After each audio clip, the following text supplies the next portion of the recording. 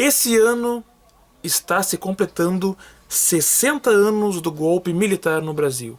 Mas se tem uma coisa que a história nos ensina é que onde há repressão, há resistência. E eu vou contar para vocês aqui hoje uma das mais fabulosas histórias de resistência que nós tivemos no período da ditadura militar no Brasil.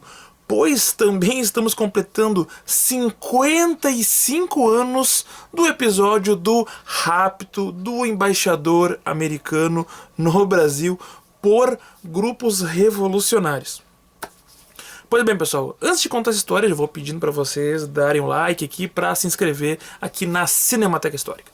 Bueno, minha gente, então, essa história tem tudo a ver com a Semana da Pátria, pois temos aqui duas histórias que se interligam justamente no começo de setembro. Primeiro, é importante destacar que em 1968 tinha acontecido no Brasil um decreto que mudou a história da repressão no país, que elevou o status da ditadura militar no Brasil, que fez com que a ditadura passasse a ser muito mais violenta do que já era, que é a instituição do Ato Institucional número 5, o famoso AI-5, esse mesmo que muitos militantes de direita hoje defendem que volte. A partir do AI-5, todos os presos políticos passaram a ter negado seu habeas corpus. O próprio Congresso Nacional chegou a ser fechado temporariamente. O AI-5 foi responsável por uma caça desenfreada a uma série de manifestantes no país inteiro.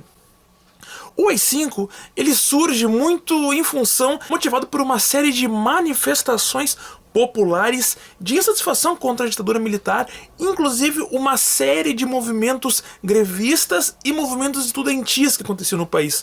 Como resposta, a ditadura instituiu o AI-5. O AI-5, ele surge muito motivado também por um discurso do Márcio Moreira Alves, que era um deputado de oposição, um deputado do MDB, que subiu à tribuna da Câmara de Deputados justamente na Semana da Pátria, na Semana da Pátria, que é o começo de setembro, né? Para justamente pedir que a população brasileira fizesse um boicote contra as instituições militares, que não levassem os seus filhos para ver os desfiles militares, para que as moças não saíssem com militares, justamente em protesto contra a tortura no Brasil. Esse discurso, o deputado foi cassado e esse discurso serviu como uma desculpa para que fosse feito o AI-5.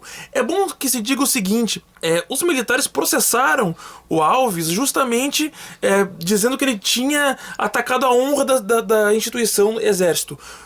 Porém, como ele era parlamentar, o Congresso Nacional tinha que permitir que o judiciário o investigasse.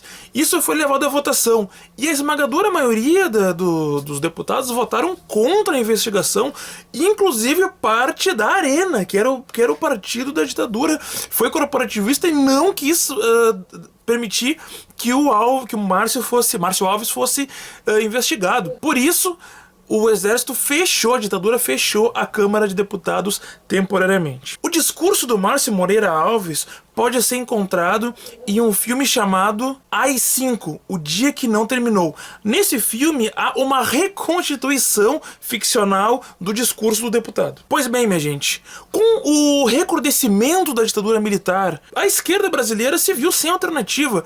Já existiram grupos de resistência armada contra a ditadura, porém eram pequenos grupos. A partir do AI-5, as desilusões da esquerda brasileira foram colocadas em outro patamar e passaram a haver mais grupos de luta armada, pois não viam sinal de que a ditadura acabasse no Brasil. Aqui cabe um importante apontamento.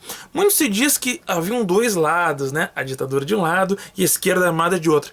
Porém, eu quero destacar aqui que a esmagadora maioria dos grupos de resistência armada no Brasil surgiram depois do AI-5 e todos depois do golpe de 64. Um ano depois do AI-5, dois grupos de luta armada, o Movimento Revolucionário 8 de Outubro, MR8, e a Aliança Libertadora Nacional, ALN, fizeram um dos episódios de maior destaque da luta armada, que foi o rapto do embaixador dos Estados Unidos. Como isso aconteceu? Dois militantes do MR8, que eram o Franklin Martins e o Cid Benjamin, que eram da direção nacional do grupo, caminhavam pelas ruas do Rio de Janeiro.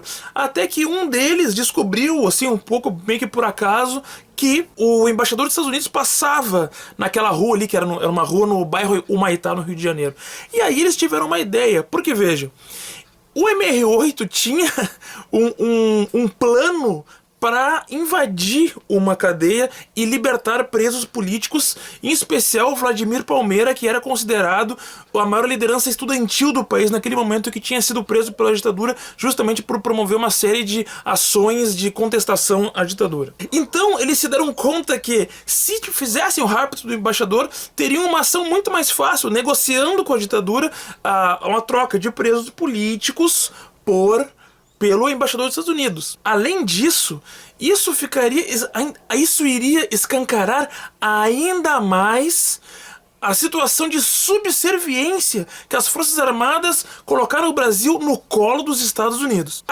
Essa ação, que era uma ação revolucionária, durou cerca de 13 dias na sua execução. Isso partiu realmente do grupo MR8, como eu já falei, Movimento Revolucionário 8 de Outubro. Para fazer a execução, eles pediram ajuda de um outro grande grupo, que era a ALN.